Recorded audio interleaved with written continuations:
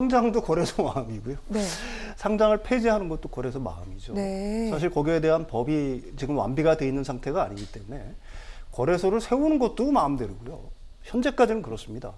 그다음에 거기에 어떤 뭐 종목, 일종의 코인 종목을 갖다가 상장시킬 것인지도 거래소 마음이고, 그거 폐지할 건지도 거래소 마음입니다.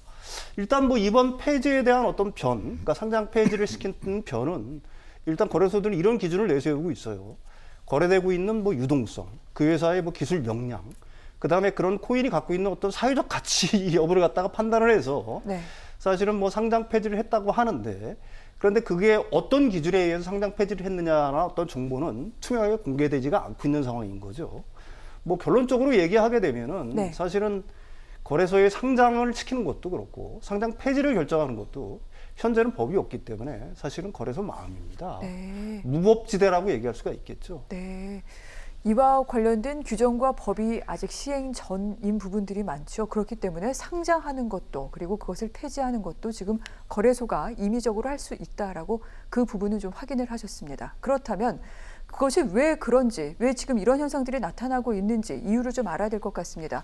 코인 상폐, 특히 얘기하고 있는 부분을 보면은요, 우리나라 안에서만 지금 거래가 되는 코인을 폐지하는 경우가 상당히 많습니다. 그 부분 왜 그렇습니까, 고문님? 지금 이제 우리나라 코인이 이제 그러니까 하나로만 거래되는 코인들에 대해서만 이런 조치를 하는데, 네. 만약에 외국환이 들어왔다 그러면 상대국에 이제 제재를 받지 않습니까? 근데 아까 윤석 전 평론가가 굉장히 좋은 표현을 썼거든요. 이거 무법지대입니다. 법이 없기 때문에 진짜 모든 이 투자자들의 손실이 오롯이 투자자에게 지금 가는 부분들인데요. 심지어 올해 같은 경우는 저도 잘 몰랐는데 올해 104개가 코인이 한국에서만 통용되는 코인이 104개가 상장이 됩니다. 올해에만. 그러니까 상장은 마음대로 하고, 그다음에 그러다 보니까 법이 없으니까 무법지대니까 뭐 이것을 그냥 상폐해도 법으로 제재할 수 있는 수단이 하나도 없어요. 근데 왜 그럼 갑자기 이렇게 됐냐? 5월 28일 날 가상 자산 거래 관리 방안이라고 그래갖고 국무총리실 국무조정실에서 이것을 앞으로 어떻게 해야 될 것인가. 네. 너무나 지금 뭐 청년들이 영끌을 해서 여기 가는데 이거 진짜 투자자 보호해야 되는 거 아니냐, 이런 뭐 의견을 담아서 했는데, 그 당시에 나온 주요 결정 중에 하나가, 그러면 지금 우리나라는 어떤 법으로도 암호화폐가 어떤 것인지에 대해서 정의를 내린 게 없습니다. 이것이 자산인지 화폐인지 이런 것들이 다 나와야 되는데 안 하고 있었거든요. 그러니까 이거를 입법한다는 자체가 비트코인이나 암호화폐에 대해서 투자를 하는 과열 분위기를 뭐 조장한다 그래서 안에다가 요번에 이 가상 자산 거래 관리 방안이 나오면서 다른 거 없이 딱 하나가 아주 큰 게 나오는데, 뭐냐면 거래소에 대한 규제를 강화하겠다, 이게 나옵니다. 네. 그러니까 거래소에서 강화를 어떻게 하느냐, ISMS라서 정보 관리 체계를 꼭 따야 되고, 네. 그 다음에 앞으로 어떻게 해야 되냐면은 계좌를 실명으로 그런 계좌만 운영을 해야 된다. 근데 이제 우리나라에 지금 비공식으로는 200개, 공식으로는 60개의 거래소가 있습니다. 그 중에 ISMS를 딴 회사, 정보 보니까 해킹을 막는 그런 정도의 보호 체계를 가는 건 20개고요. 실명 계좌로 은행에서 하는 부분들은 4개밖에 없는데요. 자, 요번에 이것들은 은행권에서 요청한 바가 굉장히 큽니다. 왜냐하면은 실명 계좌를 해줬는데 이것이 만약에 이 연동된 계좌가 테러나 불법 거래한다 그러면 은행권까지 그 불똥이 튑니다. 그건 어디에 있냐면, 우리나라가 뭐에 지금 갖고 있냐면요, 어디 지금 들어가 있냐면 이런 테러 방지를 위한 TF가 있습니다. 거기에 들어가서 네. 의심나는 계좌가 하나라도 있다면은 은행을 조사하게 돼 있어요. 등등을 해서 여기서 기준을 확 올리니까 그러면 우리가 이렇게 지금 알려지지 않은, 그리고 또 범죄나 다른 불법적인 거래에 쓸 수 있는 그런 네. 계좌들을 갖고 있는 부분, 특히 이런 뭐 잘 알려지지 않은 암호화폐들이 써있기 때문에 그런 것들을 빨리 정리하지 않으면 네. 9월 24일 날 다시 이 뭐 자격을 제한해서 그때 다시 이제 엄격한 기준을 적용한 것들을 가지고 네. 이제 재개설을 하도록 만들었는데, 거기에 걸리면 어떻게 되겠냐. 그래서 이 진짜 난리 중에 난리가 지금 나고 있는 상황이고요. 결국은 지금 뭐 상폐가 되면은 뭐 그냥 휴지 조각이 되는 겁니다. 디지털 휴지 조각이 되는 상황으로 가서 지금 투자자를 보호할 수 있는 이 방법은 네. 하나도 없는 상태로 지금 돼 있다고 보시면 되겠습니다. 그렇군요. 이미 금융당국에서는 9월부터 시행한다고 예고를 했지요. 특정금융정보법, 시중은행의 실명 계좌 등등을 확인된 그런 거래소만 거래할 수 있다라고 예고를 했고요.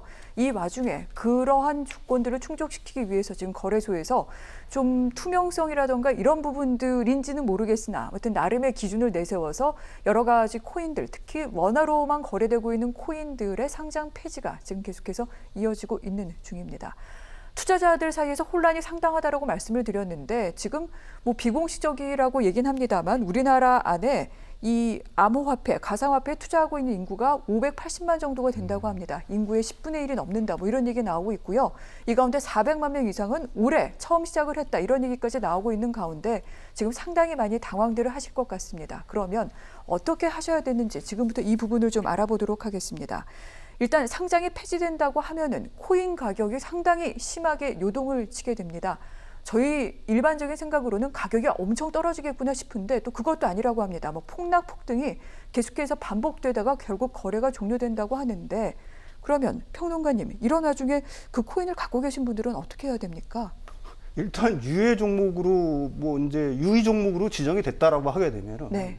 사실은 기간 내에 빨리 파는 게 최선의 방책이겠죠. 근데 그것도 내가 팔라고 하게 되면 누가 사는 사람이 있어야 되는데, 네. 뭐 물론 뭐 이제 뭐 상폐 비밀이라고 그래가지고 유의 종목으로 지정했다는데 풀릴 때 폭등할 거 아닙니까? 그런 걸 누리고 이제 그 유의 종목을 갖다 일부러 사는 세력들이 있어요. 팔리면 다행이고요. 안 팔리면 할 수가 없는 거고요. 두 번째 방법은 해당 거래소에서만 그 코인이 거래되는 게 아니라 또 다른 거래소에서 코인이 거래될 수가 있으니까 네. 그런 경우에는 좀 다행이라고 얘기할 수가 있겠죠. 그걸 전자지갑 형태로 올려서 다른 거래소에서 계좌를 투고서 그 거래소에서 거래를 하면 되는데 이게 오직 한 군데서만 거래가 된다. 그러면 사실 이건 뭐 아까 그 최고모님이 말씀하셨다시피 사실은 상장 폐지가 확정이 된다라고 하게 되면은 이건 뭐 디지털 휴지, 사실 아무 쓸모가 없는, 일반 휴지라면은 뭐 여러 가지 용도가 있지만은 이건 아무런 용도가 없는 그런 뭐 휴지 조각이 된다라고 얘기할 수가 있겠죠. 네. 네네. 어떻게든 빨리 처분을 해야 된다. 지금 이렇게 말씀을 하셨는데 만약에 그러면은 고모님 정말 상장 폐지될 때까지 팔지도 못하고 코인을 갖고 있으면은 그런 분들은 지금 어떻게 해야 됩니까? 매도도 못하고 상폐가 됐다. 근데 그러면 이제 코인은 오롯이 이제 저한테 떨어져 있는 건데요. 아까 윤석천 평론가 얘기한 것처럼 이거를 이사를 시켜야 됩니다. 이사요. 예, 그러면 다른 거래소에 있는 전자지갑으로 옮겨야 되는데 네. 예를 들어서 업비트에 있는 페이 코인이 이제 상장 폐지가 됐어요. 그러면 거기만 지금 거래소가 있는 게 아니라 캄원하고 후오비 코리아에서는 이거를 취급하거든요. 글로 가야지만 현금으로 인출할 수 있습니다. 근데 이게 보통 힘든 게 아닙니다. 여기서 또 계좌를 터야 되고 이것을 옮기는 부분 뭐 등등등이 굉장히 힘든 부분들이 있어갖고 이것이 과연 뭐 다들 우리가 뭐 진짜 IT 전문가들이 아니기 때문에 이걸 하려면 굉장히 힘이 드는 부분들이 있어서 지금 최소한 뭐 이 정부에서는 뭘 해줘야 되냐면 네. 유예 기간을 한 달 이상을 주는 법을 지금 강제로라도 좀 시행을 해야 될 것 같아요. 아니 저기 뭐 비트코인 같은 데는 업비트죠. 업비트는 유예 기간 없이 5개를 그대로 상폐해 버렸거든요. 그럼 오로지 투자자들 이제 조금 뭐 더 큰 데서는 지금 뭐 한 달, 일주일 주는 사람들, 일주일 주는 거래소도 있고 이러기 때문에 지금 이 부분은 뭐 강제 처분이라도 해서 이제 투자자의 어떤 뭐 지금 피해를 입고 있는 상황이지만 그것을 최소화하기 위해서는 우리가 얘기하는 유예 기간을 좀 주는 그런 부분들이 임시 조치로라도 좀 필요한 그런 상황 아니냐 보여집니다. 고모님, 일반 물건을 사고 팔 때도 이런 규정들이 좀 있잖아요. 어느 정도씩 뭐 기간을 준다거나 뭐 환불 교환 같은 게 가능한 그런 네. 기간들이 있는데 이런 가상화폐는 아예 그런 뭐 유예 절차나 이런 것들이 아예 적용이 안 됩니까? 이것이 뭐냐면 업권법이라 그래서 업권법이요? 예, 특정 업종에 대한 네. 근거법이 있어야 되는데 우리나라가 지금 2018년도부터 이게 자산이니 이게 화폐니 갖고 싸우다 보니까 이걸 네. 못 정했어요. 그러면 지금 가상화폐를 관장하는 법률이 두 개입니다. 전자금융거래법하고 네. 그다음에 특정금융거래정보법인데 특정금융거래정보법으로 지금 거래소를 제한을 하는 거예요. 근데 특정금융거래정보법은 국내 자금이 테러 자금으로 나가는 것만 방지하는 법입니다. 뭐 이거를 자체를 시장을 기능을 네. 감시하거나 규제하고 이런 게 아니니까 딱 이거 하나 갖고서 지금 하기 때문에 그러면 어딜 건드려야 되냐? 거래소밖에 건드리는 데가 없습니다. 근데 지금 이제 법이 5개가 지금 국회에 올라가 있습니다. 그러니까 업권법, 암호화폐의 기본법을 만들기 위해서 5개가 올라가 있고요. 네. 지금 7월달 임시국회에서 법안 소위까지는 올라갈 것이라는 게 지금 모든 사람들의 관측인데요. 이 부분들이 좀 빨리 진행돼야 되고 우리나라 그러다 보니까 5월 28일, 27일, 28일 날 이 암호화폐를 어떻게 할 거냐 그래서 이제 담당 부처를 정했어요. 금융위원회입니다. 네. 근데 금융위원회 위에 또 옥상옥이 또 있어요. 국무조정실에 가면은 암호화폐에 관한 차관회의가 있는데 거기가 컨트롤 타워예요. 그럼 거기에 한 10여 개의 그런 뭐 경찰청, 검찰청까지 네. 다 들어간 10여 개 있는데 그렇게 10개씩 모아놓으면요 아무도 책임지려고 그러지 않죠. 그래서 빠르게 이 업권법이 나오고 이거의 주무부처가 어디고 등등을 정해야지만 이 문제는 풀리는 부분들이 있고요. 사실 이제 업권법이라는 게 불란서나 홍콩 등에는 지금 벌써 나와서 있는데 지금 이거보다 더한 일이 지금 벌어졌어요. 어저께 미국에서 아이언 파이낸스라는 데서 60불짜리를 0달러 처리를 네. 해버렸습니다. 그래서 어마무시한 지금 뱅크런이 나와서 거기도 지금 난리 났거든요. 그러니까 전반적으로 지금 굉장히 위험한 투자처가 되고 있는 암호화폐이기 때문에 지금 미국의 이 지급불능 상태 이것도 굉장히 지금 파장이 커질 것으로 지금 보여지거든요.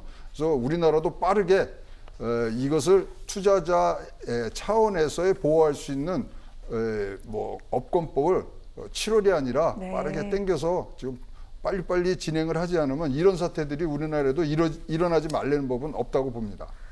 그렇군요. 상당히 지금 좀 혼란스러운 시기이고 9월에 입법하게 예고가 되어 있는 특정금융정보법 같은 경우에도 금융과 관련된 법안이라기보다는 테러 자금 같은 것들을 규제하기 위한 법안이기 때문에 이 가상화폐, 가상자산과 직접적으로 연관이 있다고 보기는 어렵다. 여기에 대해서 빨리 지금 어떤 정책당국 차원의 대책이라든가 법안 같은 것들이 빨리 나와야 된다. 이 부분을 강조하셨습니다. 자, 이런 가운데 사실 투자자들은 지금 손해를 앞두고 있는 분들이 상당히 많습니다. 가상화폐 거래 중단으로 해서 지금 미국 같은 경우에는 뭐 뱅크런까지 벌어지고 있다. 이 말씀도 해주셨는데 투자자들은 그렇다면 어떤 점들을 유의를 해야 될까요, 평론가님? 제가 지난 시간에도 말씀을 드렸다시피 두 가지를 갖다가 항상 생각을 하셔야 됩니다. 9월 특근법이 이제 적용이 되면은 모든 거래소들이 신고를 해야 돼요. 네. 그다음에 이제 아까 전에 말씀하셨다시피 두 가지 요건을 충족을 해야 됩니다. ISM 인증을 받아야 되고요. 네. 또 하나는 금융 실명 정보를 가진 계좌를 갖다가 반드시 사용을 해야 됩니다. 그런데 그거는 은행과의 거래를 협약을 맺어야 되는 거거든요. 근데 그 협약을 갖다가 은행이 함부로 내주지는 않을 겁니다. 왜 그러냐면 무슨 문제가 발생하면 그게 이제 은행으로 파급이 될 영향이 굉장히 크기 때문에 네. 따라서 현재 그 두 가지 조건을 충족하고 있는 거래소는 우리나라에 딱 4개밖에 없어요. 일단 거래를 굳이 하시겠다라고 한다면은 저는 뭐 암호화폐 시장에 암호화폐든 그게 가상자산이든 이 시장에 진입하지 말 것을 갖다가 계속해서 말씀을 드리고 있지만 굳이 하시겠다 그러면 그 거래소를 선택하셔야 될 거고요. 또 어떤 코인을 선택할 거냐.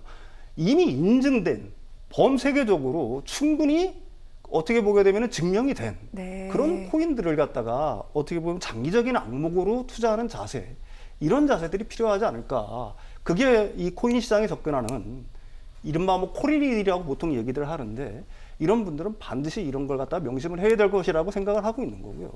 사실 지금 암호화폐 시장은 한국뿐만이 아니라 네. 사실은 이건 투전파이라고 봐야 됩니다. 굉장히 위험한 시장이에요. 벌 때는 뭐 어떤 사람들은 뭐 몇십 배, 몇백 배를 벌었다라고 얘기를 쉽게 하지만은 그 사람들이 그렇게 돈을 벌 때는 그만큼의 많은 사람들이 돈을 잃었다는 얘기랑 똑같은 얘기거든요. 어떻게 보면 이게 제로섬 게임이기 때문에 네. 항상 그런 부분을 명심하셔야 될 것으로 보입니다.